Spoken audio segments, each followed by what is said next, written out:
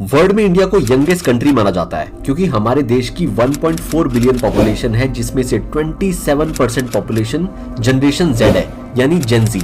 ये वो लोग हैं जो 1997 से 2013 के बीच में पैदा हुए हैं, यानी 11 से 26 साल के बच्चे। ये वो एज है जिसमें हमारे अंदर एस्पिरेशंस, एम्बिशन और बहुत ज्यादा एनर्जी होती है कुछ बड़ा करने की। लेकिन जो जनरेशन Z है, यानी जेन जी, ये अब तक की सारी जनरेशंस के कंपैरिजन में सबसे ज्यादा मेंटली वीक, पर्पसलेस, आलसी और डिप्रेस्ड जनरेशन है। हमारी पहली जनरेशंस के अंदर strong work ethics, will power, hard work करने का जज्बा होता था और डेडिकेशन होती थी। लेकिन आजकल की जो जनरेशन जी है वो अपनी सिर्फ फ्रीडम एंजॉय कर रही है, और उसका रीजन है जो हमारी पुरानी जनरेशंस थी, उन्होंने बहुत मेहनत करी है, बहुत सेक्रीफाइस करा है। चाहे जेन जी से पहले की कोई भी जनरेशन उठा लो, सबने अपने लेवल पर बहुत फाइट की है। अगर हम आज का टाइम देखें तो दुनिया में ऐसी कोई मेजर क्राइसिस नहीं है, ना कोई बड़ी प्रॉब्लम है जो हमारी पुरानी जनरेशंस ने देखी है, जैसे कि ग्रेट वॉर, इकोनॉमिक डिप्रेशन वगैरह। इतने कंफर्टेबल और परफेक्ट वर्ल्ड के बावजूद जेन जी सबसे ज्यादा एंशियस, डिप्रेस्ड और ओबीज जनरेशन है। ओबीज मतलब मोटापा। इनका फिटनेस लेवल वर्स्ट है। इतनी खराब फिजिकल और मेंटल हेल्थ आज से पहले कभी किसी जनरेशन में नहीं देखी गई। एक सर्वे में माना गया कि 42% जेन जी मतलब लगभग 50% पॉपुलेशन को किसी न किसी तरह का मेंटल इशू है, और ये नंबर बहुत तेजी से इंडिया में बढ़ता जा रहा है। अब इसके बहुत सारे रीजंस है कि ऐसा हो क्यों रहा है। अगर हम पहले की बात करें तो पुराने जमाने में दोस्ती करने की जरूरत नहीं पड़ती थी, बस दोस्त बन जाते थे। लेकिन जो जेन जी के रिलेशंस होते हैं वो बहुत स्पेसिफिक होते हैं, जिसमें इमोशंस की जगह बहुत कम होती है और जरूरत ज्यादा देखी जाती है। जरूरत एक ऐसे इंसान की जो उनके साथ एंजॉय कर सके, बात कर सके। जेन जीज को लाइफ की हर एस्पेक्ट के लिए अलग दोस्त चाहिए होते हैं। पढ़ाई के लिए अलग फ्रेंड्स चाहिए, क्लबों में पार्टी करने के लिए अलग दोस्त चाहिए, सोशल मीडिया पे अलग फ्रेंड्स, डेटिंग एप्स पर अलग फ्रेंड्स, ऑनलाइन वीडियो गेम्स खेलने के लिए अलग दोस्त। जेन जीज ट्रांजैक्शनल रिलेशनशिप्स में बिलीव करते हैं जैसे ये कोई बिजनेस डील हो।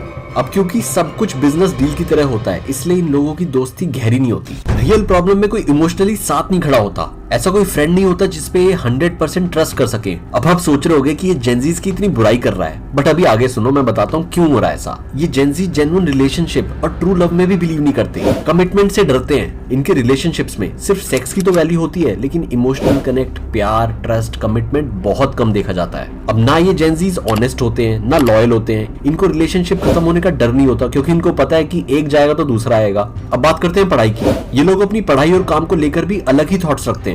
अब क्योंकि टेक्नोलॉजी और एआई का जमाना आ चुका है, तो जॉब सिक्योरिटी तो बहुत मुश्किल है, इसलिए लोग अपने पैशन को फॉलो करने में ज्यादा बिलीव रखते हैं। ये पुरानी जनरेशन जिसका फोकस सरकारी नौकरी, डॉक्टर, इंजीनियर या लॉयर बनने में होता था, ये वैसे कन्वेंशनल रूट पे जाना पसंद ही नहीं करते। ये लोग कुछ अपना करना चाहते हैं, और इनमें से मैक्सिमम लोग या तो स्टार्टअप्स खोलना चाहते हैं और या सोशल मीडिया इन्फ्लुएंसर बनना चाहते हैं। एडोब की रिसर्च की माने तो इनमें से 64% पॉपुलेशन आगे आने वाले 3 साल में अपना स्टार्टअप खोलने का प्लान कर रहे हैं। और यार इवन ये भी देखा गया है कि कोविड के बाद बहुत सारे यंग लोगों ने फ्रीलांसिंग को अपना फुल टाइम प्रोफेशन बना लिया है। सिग्ना 2023 के सर्वे में ये देखा गया कि 91% जनरेशन के स्ट्रेस्ड और डिप्रेस रहने के टॉप 5 रीजंस में से सबसे इंपॉर्टेंट रीजन है करियर और स्टेबिलिटी। अब पैशन तो है बिजनेस करने का, क्योंकि सुनने में कूल लगता है, बट जो प्रेशर उसमें लगता है उसे जेन जीज हैंडल नहीं कर पाते। सोशल मीडिया पे इन्फ्लुएंस होकर जेन जीज क्विक मनी के पीछे भाग रहे हैं। मेहनत, अपनी स्किल्स को इम्प्रूव करना, वर्क एथिक्स, ये सब जनरेशन जी के लिए सेकेंडरी है। बस जल्दी से पैसा और फेम मिल जाए, जिससे सोशल मीडिया पर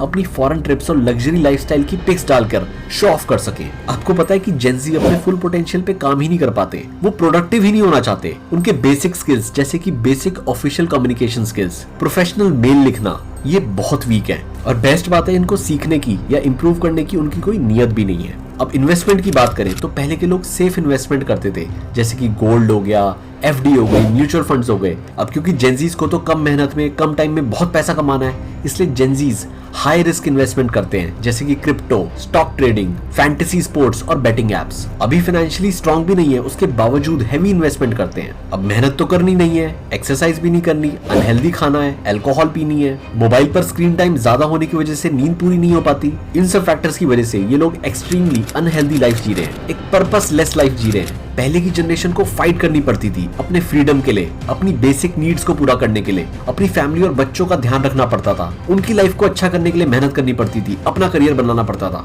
बट जेनजीज बिना पर्पस की लाइफ जी रहे हैं, डिप्रेस्ड हैं, यहाँ तक कि सुसाइडल थॉट्स भी आ रहे होते हैं। मगर कभी ये सोचा है कि ऐसा क्यों हो रहा है? सिंपल रीजन है, वो है वर्चुअल रियलिटी।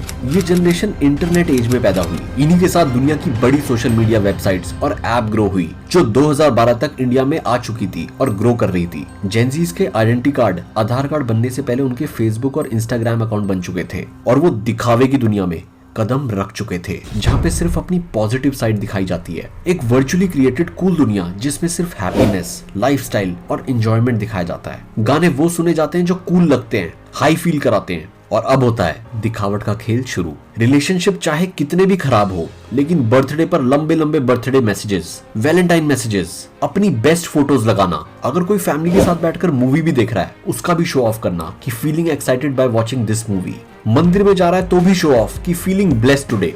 और ऐसे करते करते दुनिया रियलिटी से दूर होकर एक फेक पॉजिटिविटी वाली दुनिया में, वर्चुअल दुनिया में मूव हो गई।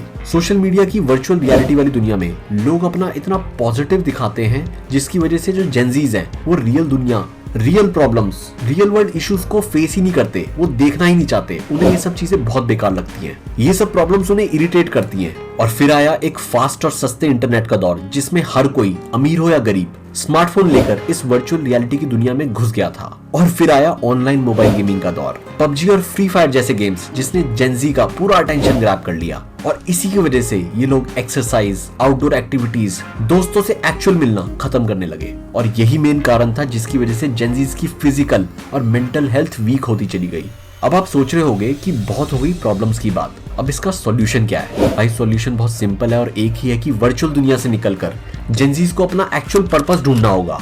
चाहे रियलिटी कितनी भी बोरिंग क्यों ना हो, उसको फेस करना होगा, अपने लक्ष्य पर काम करना होगा जो उनका एक्चुअल गोल है। अपने माइंड को इस तरह से कंट्रोल करना होगा कि सोशल मीडिया नहीं, वो सोशल मीडिया को अपने हिसाब से चलाएं, अपने बेनिफिट्स के लिए यूज करें। ये phone, technology, games, social media खराब नहीं है भाई, इनकी लत लग जाना, बहुत ज्यादा टाइम देना, वर्चुअल रियलिटी को असली मान लेना, वो गलत है। तो भाई लाइफ में एक गोल, एक एम ढूंढ लो और काम करो और लाइफ को पर्पसफुल बनाओ। मेहनत करो यार, सक्सेस का कोई शॉर्टकट नहीं है जिसे तुम ढूंढ रहे हो। वीडियो अच्छी लगी हो तो लाइक करना, चैनल को सब्सक्राइब करना, बेल आइकन दबाना एंड थैंक यू।